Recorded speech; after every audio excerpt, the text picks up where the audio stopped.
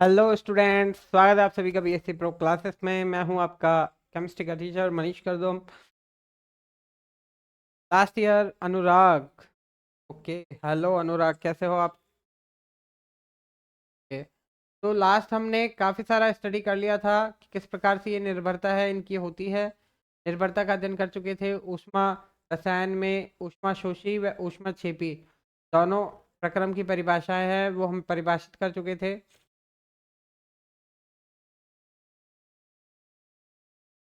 Okay, अब हम परिभाषा देखते हैं किसकी, मानक अभिक्रिया ऊष्मा की। देखिए,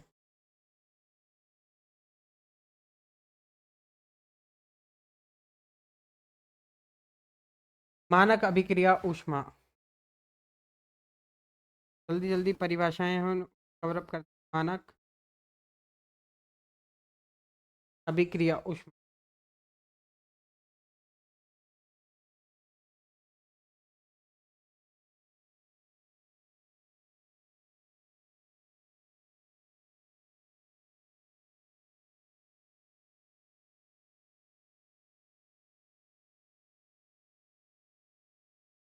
स्टैंडर्ड रिएक्शन एंथैल्पी।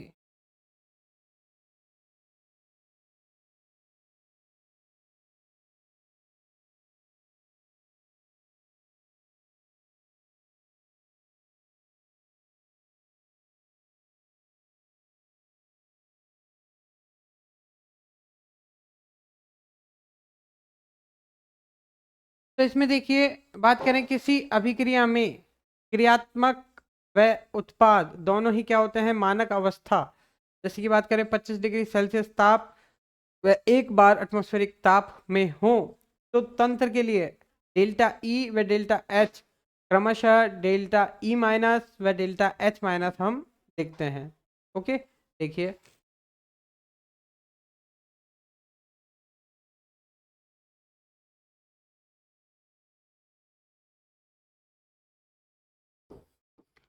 यदि किसी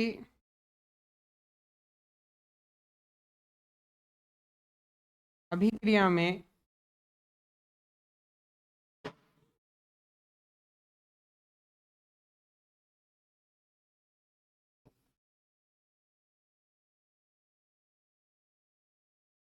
क्रिया कारक व उत्पाद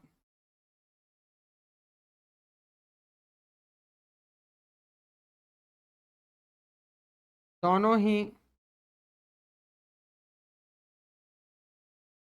मानक अवस्था,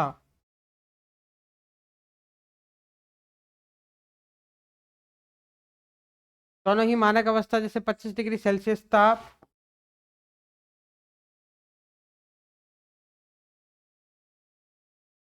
व एक बार दाब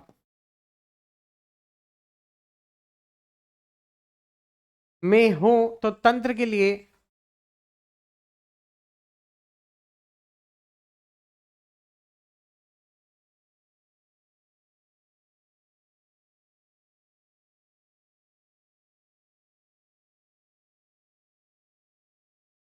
डेल्टा एच व डेल्टा ई का मान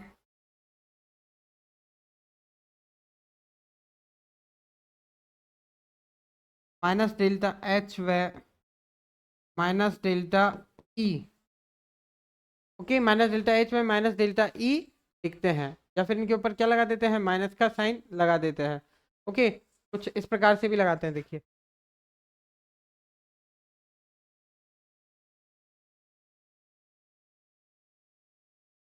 प्रकार।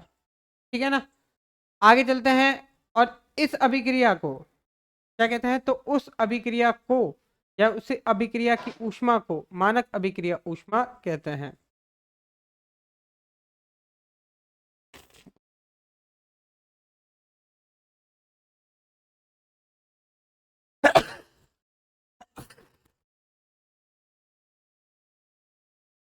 तो उस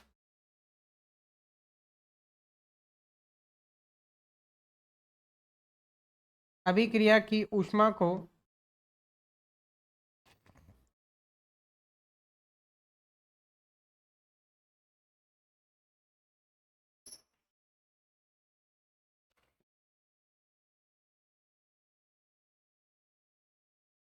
मानक अभिक्रिया ऊष्मा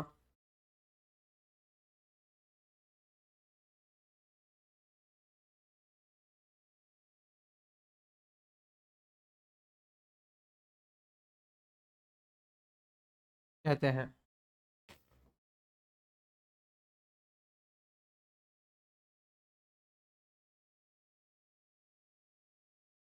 के क्या कहते हैं इसे? मानक अभिक्रिया ऊष्मा। गुड इवनिंग बेटा अनुराग। अब देखिए, यदि दाब को एक एटीएम लिया जाए, ओके, दाब को हम क्या लें? एक एटमॉस्फेयर लें,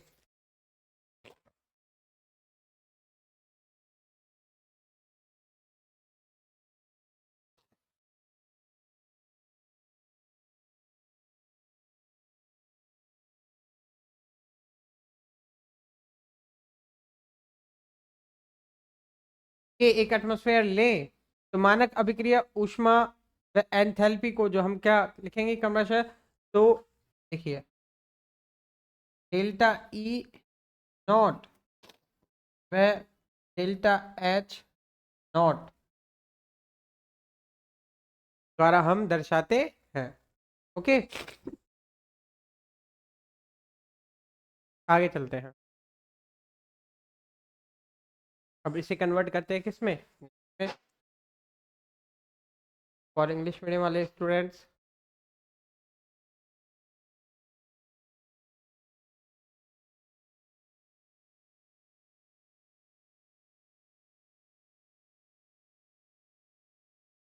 if in a reactions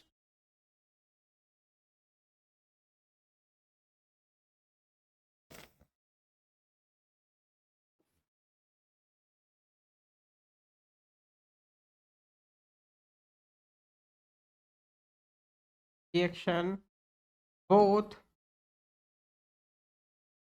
reactant and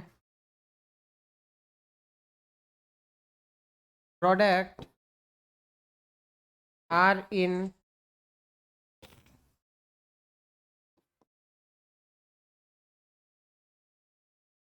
standard state, are in standard state, किस में हो? स्टैंडर्ड स्टेट में हो। और स्टैंडर्ड स्टेट जैसे कि हम देख चुके थे 25 डिग्री सेल्सियस टेम्परेचर, ओके, और बात करें 25 डिग्री सेल्सियस टेम्परेचर और एक बार pressure,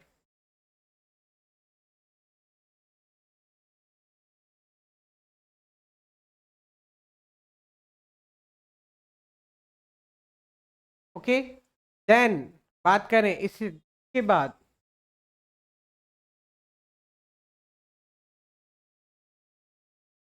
delta E and del H को हम डिनोट करते हैं, या for the system are written as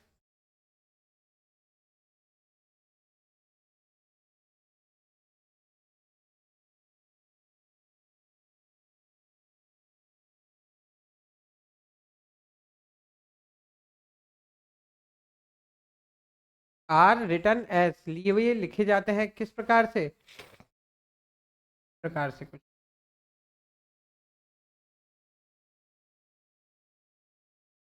प्रकार से इन्हें लिखते हैं। Okay, and the heat of that reaction and the heat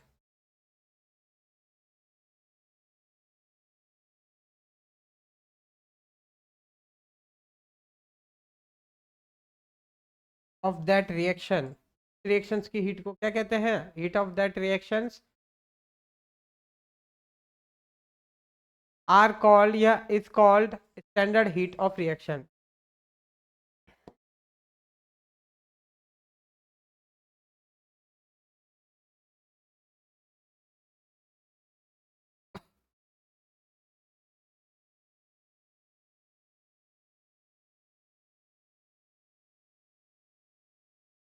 standard heat of reaction उसे कहते हैं। Clear?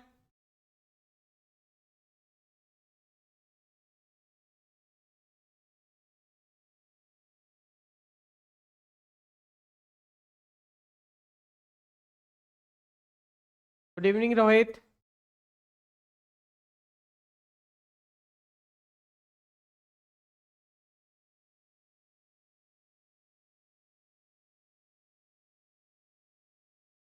If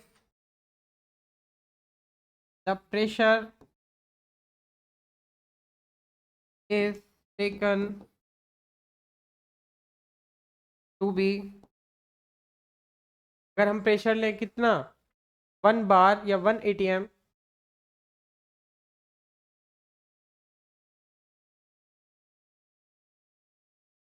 then del E naught and del H naught are written।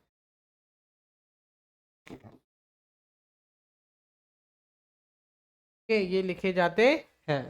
Clear.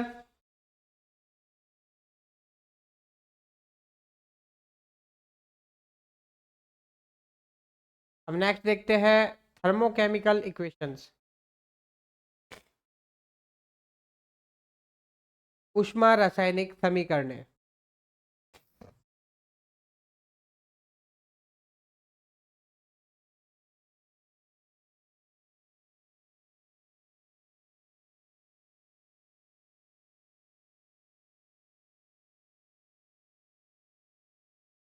Thermochemical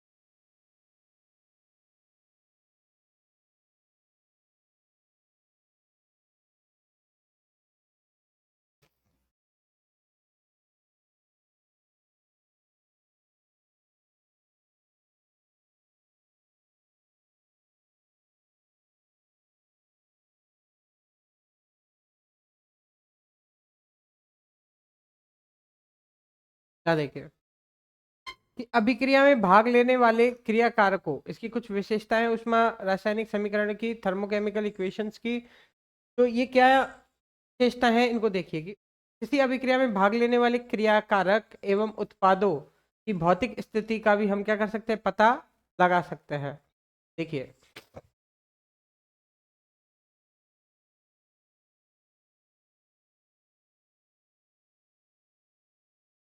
ये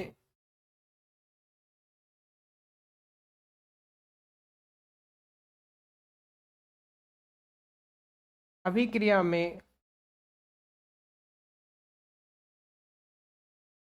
भाग लेने वाले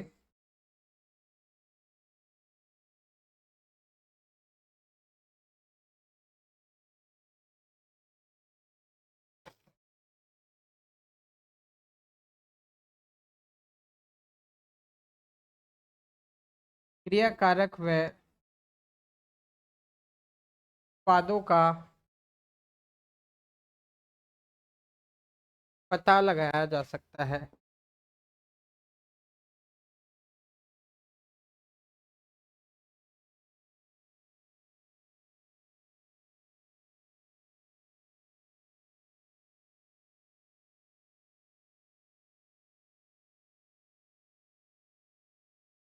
in this we know the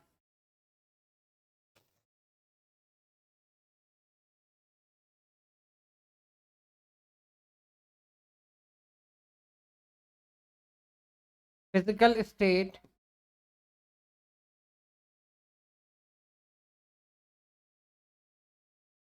of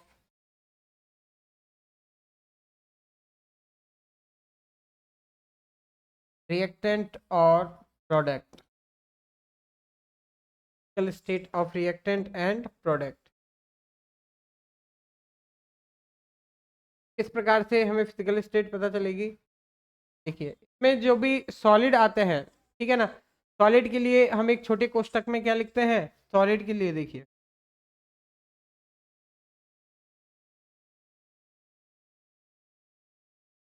तो उसके लिए हम ब्रैकेट में लिख देते हैं एस, ठीक है। और अगर कोई लिक्विड है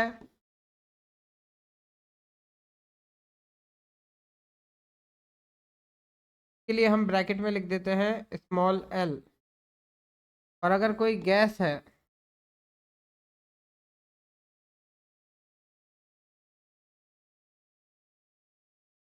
गैस के लिए हम लिख देते हैं जी। ओके, ये लिख देते हैं। Okay clear. नेक्स्ट पॉइंट है इसमें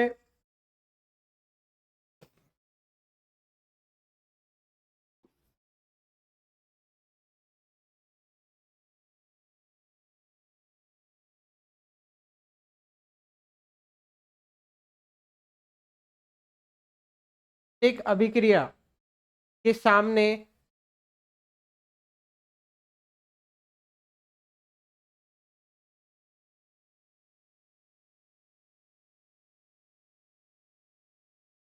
का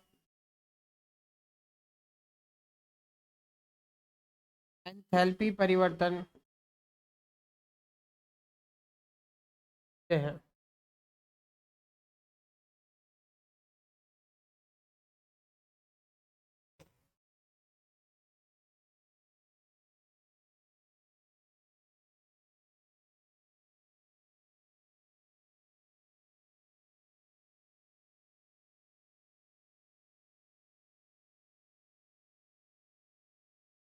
एंथैल्पी चेंज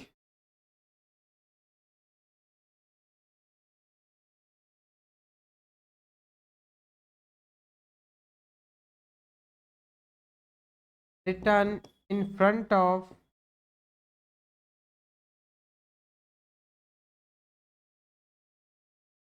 any reactions,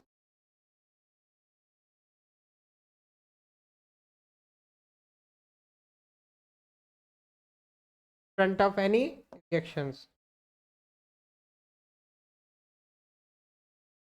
अब देखिए विलायक के रूप में जल अथवा जलीय विलयन को प्रदर्शित करने के लिए हम AQ लिखते हैं।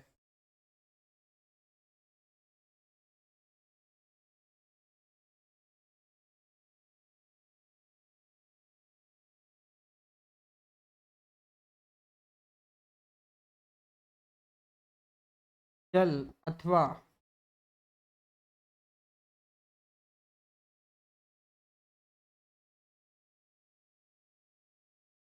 जलीय विलयन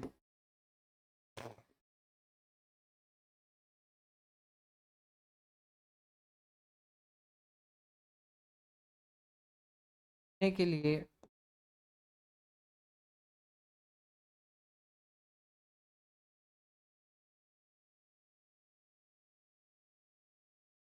AQ का प्रयोग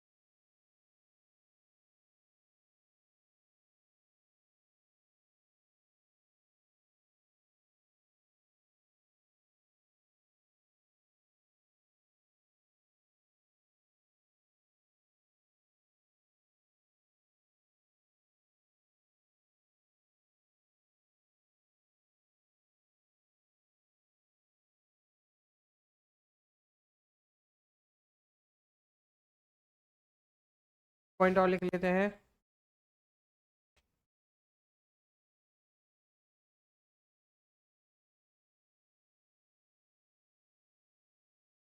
इन समीकरणों में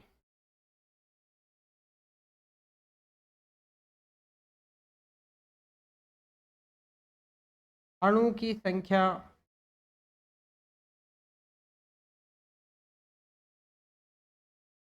भिन्नात्मक फ्रैक्शनल भी भिन्नात्मक भी हो सकती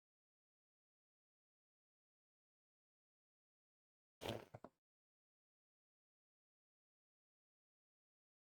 देखिए इसमें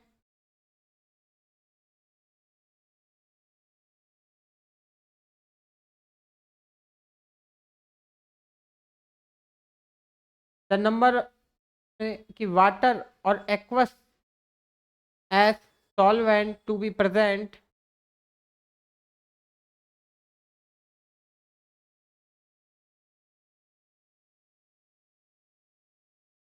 water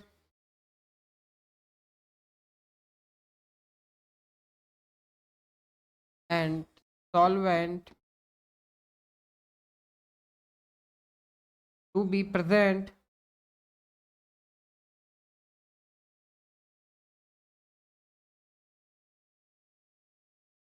in a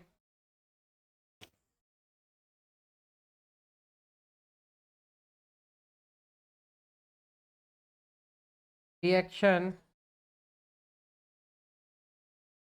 is written as AQ। किस रूप में लिखते हैं? AQ के रूप में लिखते हैं। ओके, नेक्स्ट टॉपिक है अपना, नेक्स्ट टॉपिक स्टार्ट करते हैं, अभिक्रिया की ऊष्मा।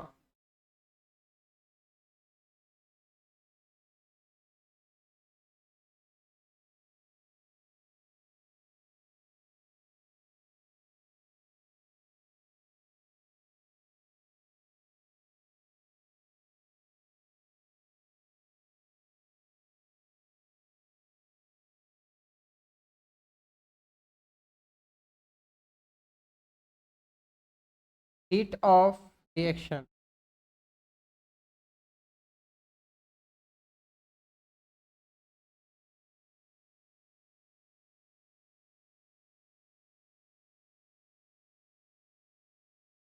यहाँ देखिए, किसी अभिक्रिया के संतुलित समीकरण में प्रदर्शित क्रिया कारकों की मोलर मात्राओं के पूर्ण रूप से क्रिया करने में तंत्र में जो एंथैल्पी परिवर्तन होता है उसे अभिक्रिया ऊष्मा या अभिक्रिया की एंथैल्पी कहते हैं। देखिए,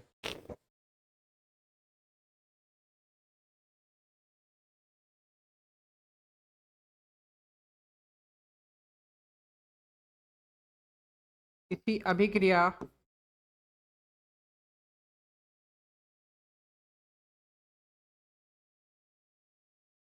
संतुलित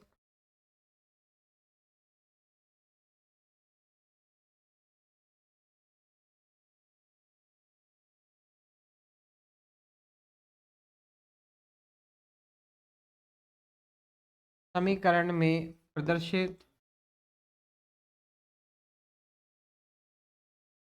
संतुलित समीकरण में प्रदर्शित क्रिया कारकों की मोलर मात्राओं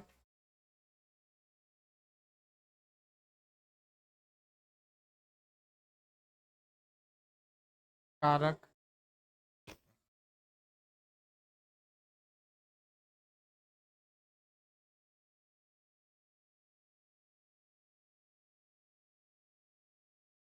क्रिया कारक की मोलर मात्राओं के पूर्ण रूप से क्रिया करने में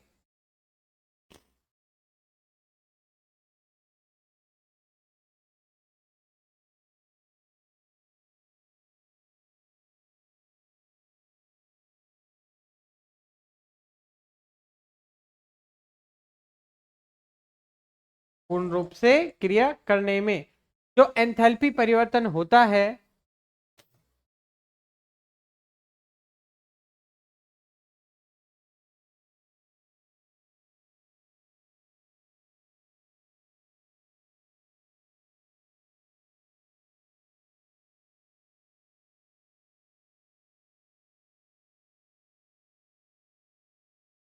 से अभिक्रिया की ऊष्मा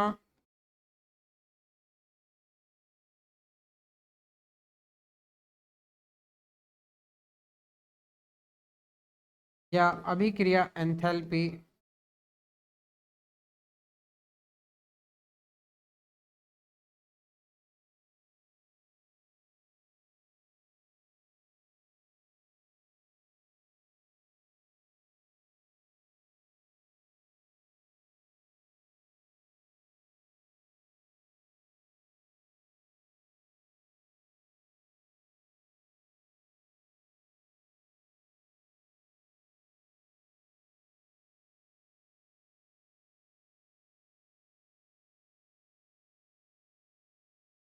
The enthalpy change that occurs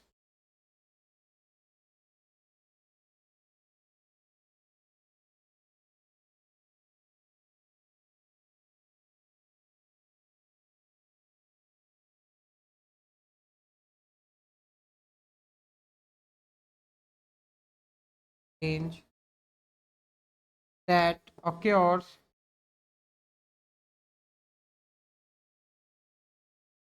in the reaction system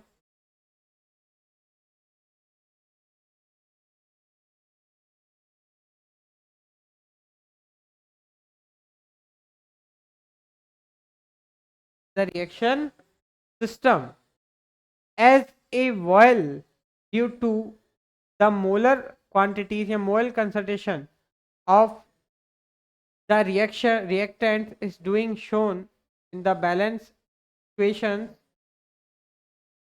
of a reaction is called heat of reaction या enthalpy of reaction.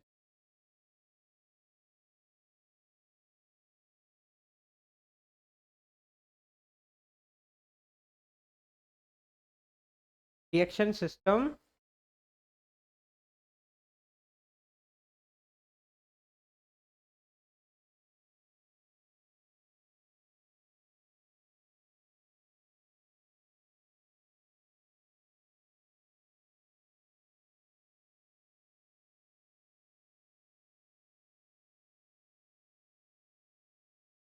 reacting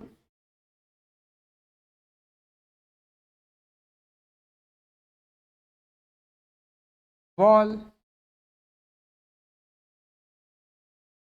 quantities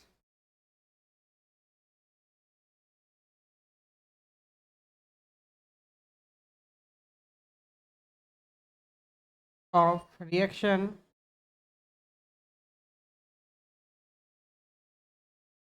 is called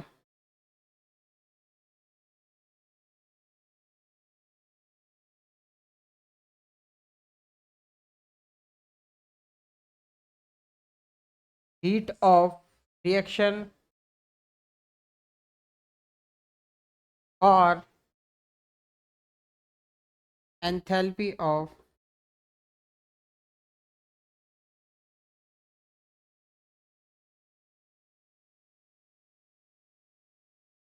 reaction. Heat of reaction or enthalpy of reaction. Clear?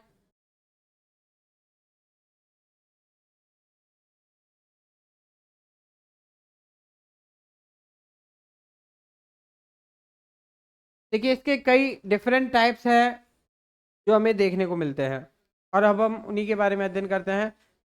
कितने प्रकार की जो ऊष्मा है जो mostly ज़्यादातर जो हमारे आती हैं तो हम उन्हीं का ही अध्ययन करते हैं, है ना.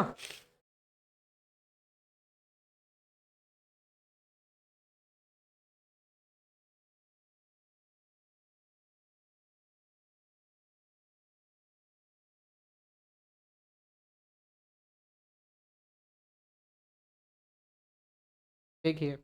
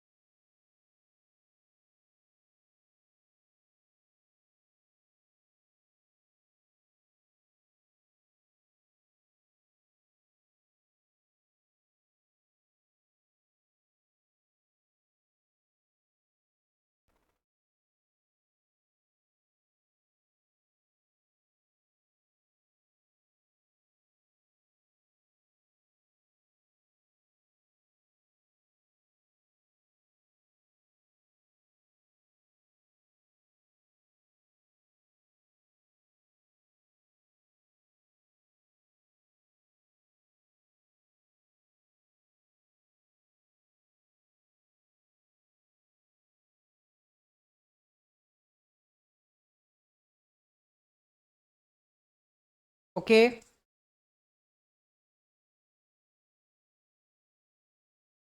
तो कितने प्रकार के होते हैं उनके बारे में भी जान लेते हैं. जैसे एक होती है अपनी दहन की ऊष्मा, ठीक है ना. दहन की ऊष्मा के टाइप देख लेते हैं. हीट ऑफ कंबशन,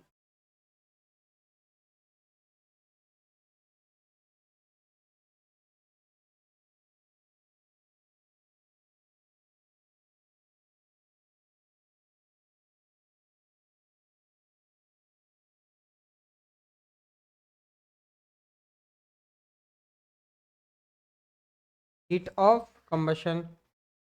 ओके, दूसरा होता है तनुकरण की ऊष्मा।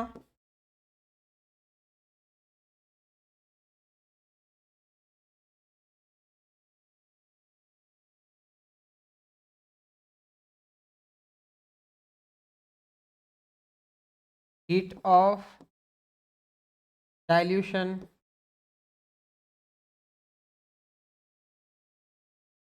और थर्ड लेते हैं अपन क्या, थर्ड लेते हैं उदासीनीकरण की ऊष्मा।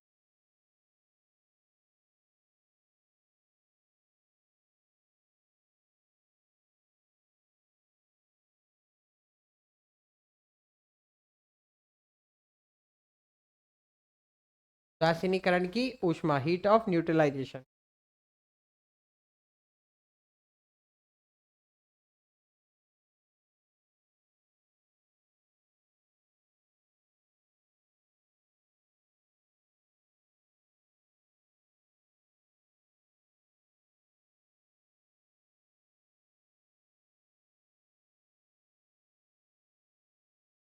Heat of neutralisation.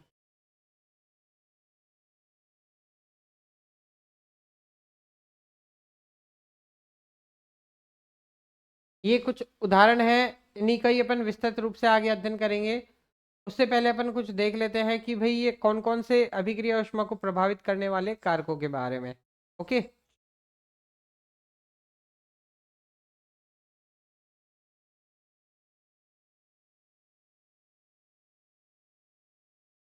अभिक्रिया ऊष्मा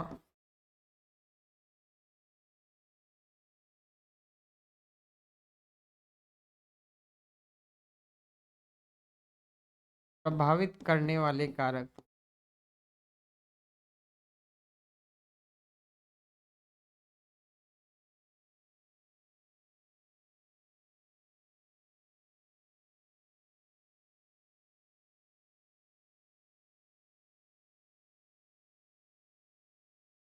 फैक्टर अफेक्टिंग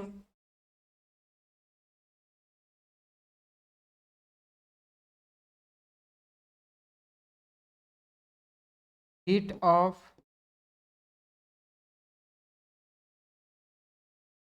रिएक्शन।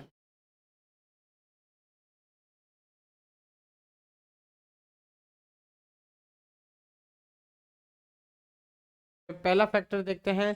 पहला फैक्टर अपने क्रिया कारक तथा उत्पादों की भौतिक अवस्था।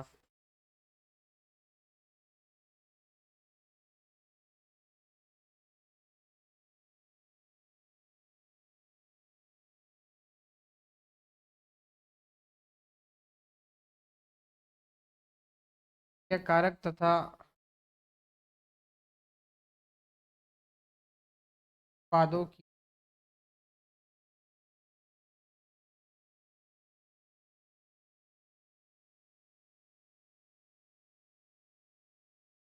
भौतिक अवस्था।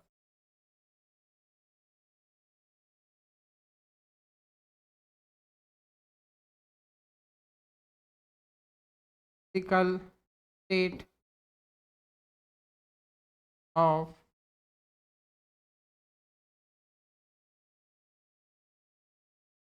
रिएक्टेंट और प्रोडक्ट।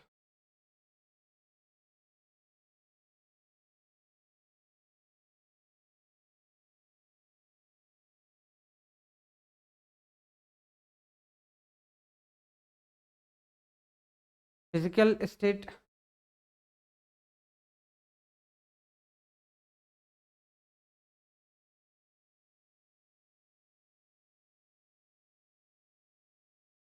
साइड की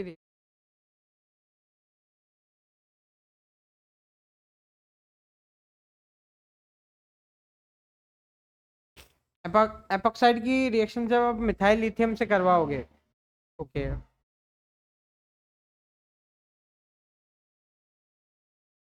मिथाइल लिथियम से करवाने पर एक बेटा कॉम्प्लेक्स का फॉर्मेशन होगा इसमें, है ना। कॉम्प्लेक्स का फॉर्मेशन होगा। आप नेगेटिव नेगेटिव और पॉजिटिव पॉजिटिव जो आयन टूटते हैं उन आयनों में उन्हें तोड़ना, और जब अटैचमेंट करोगे तो एक कॉम्प्लेक्स है वो फॉर्म होगा। ओके, फिर वो कॉम्प्लेक्स फर्दर रिएक्ट करके आगे फॉर्म करेगा। ये आप मुझे व्हाट्सएप पे शायद आपके पास हैं, तो आप मुझे सेंड कर देना, मैं आपको रिटर्न में पूरी रिएक्शन है लिख के सेंड कर दूंगा, है ना। अब यहाँ पे देखिए, अब इसी के अंदर देखते हैं कि ज्यादातर क्रिया कारकों तथा उत्पादों की भौतिक अवस्था।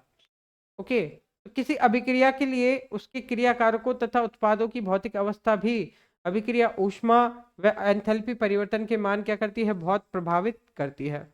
अब जैसे उदाहरण दे कि गैसीय हाइड्रोजन व गैसीय ऑक्सीजन के संयोग से गैसीय जल अर्थात क्या बनती है, जलवाष्प बने, तो उसके लिए अभिक्रिया का ऊष्मा का मान क्या होता है, 57.80 किलो कैलोरी होता है।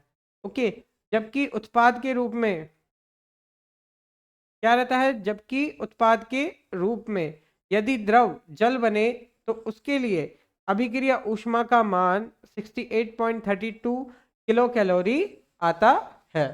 ओके,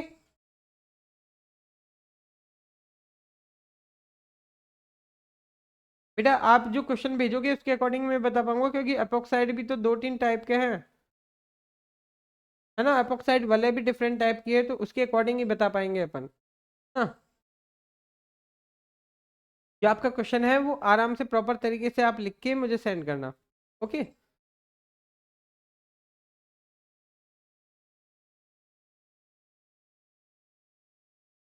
देखिए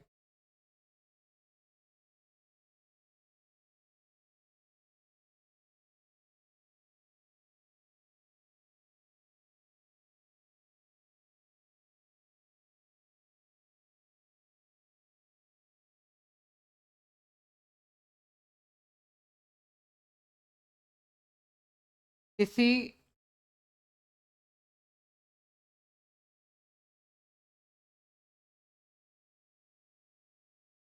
अभिक्रिया में उपस्थित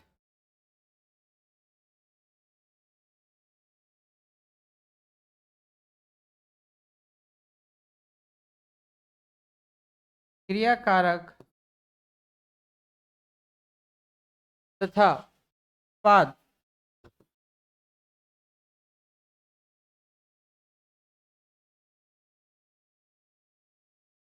अभिक्रिया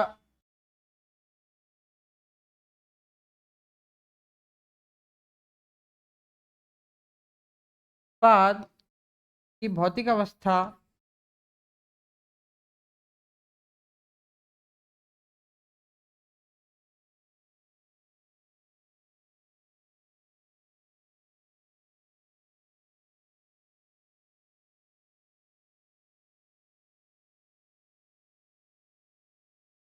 अभिक्रिया ऊष्मा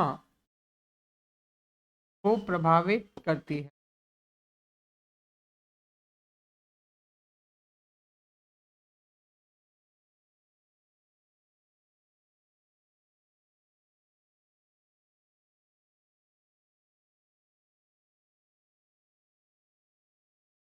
the physical state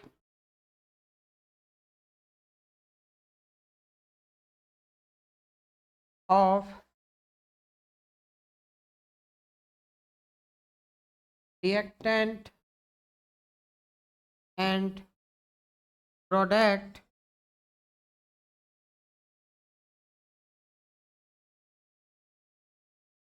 of reaction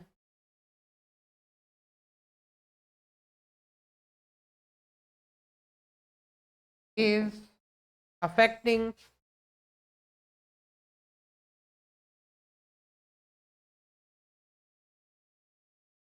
the heat of reaction।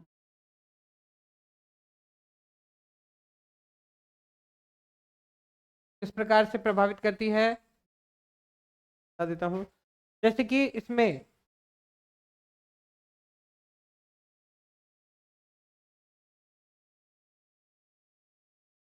हमने लिया H2 का मॉलिक्यूल लिया है, ठीक है, H2, और H2 किस फॉर्म में है, गैस फॉर्म में।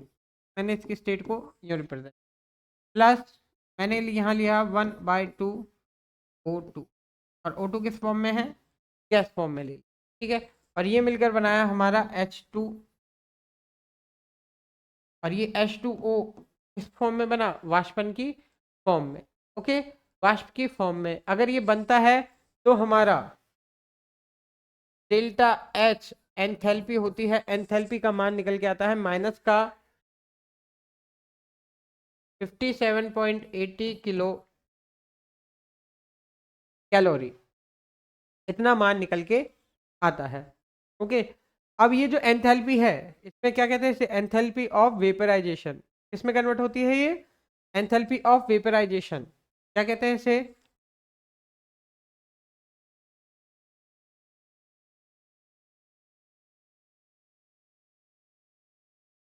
ऑफ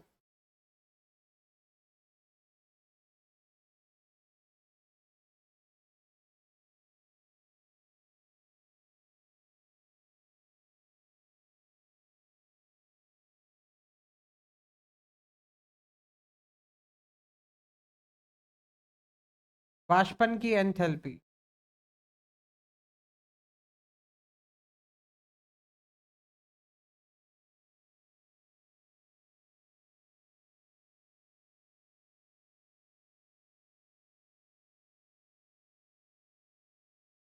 वाष्पन की एंथैल्पी कहते हैं। और अगर देखिए H2 जो गैस फॉर्म में है, जो गैस फॉर्म में है और वो मिलकर बना है H2O, और जो किस फॉर्म में हो, लिक्विड फॉर्म में, जल की अवस्था में हो, तब हमारी जो एंथैल्पी है वो होती है माइनस का 68.32 किलो कैलोरी,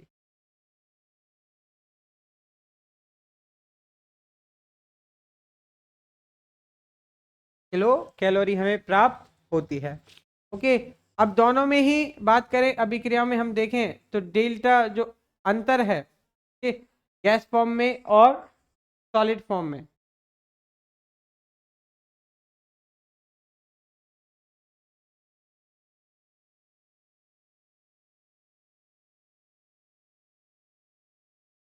एनर्जी डिफरेंस हमारा, वाष्पन की एंथैल्पी का मान हम निकालना चाहें कि भाई ये कितना, जो वाष्पन की एंथैल्पी और जो मेन एंथैल्पी है इसमें कितना डिफरेंस है, वाष्पन की एंथैल्पी का अगर हम इनको मान निकालना है, देखिए जो लिक्विड से कितना इसको एंथैल्पी दें जिससे ये लिक्विड से किस में कन्वर्ट हो जाए, गैसेस स्टेट में कन्वर्ट हो जाए। ठीक, तो वो मान निकालने के लिए देखिए जैसे H2O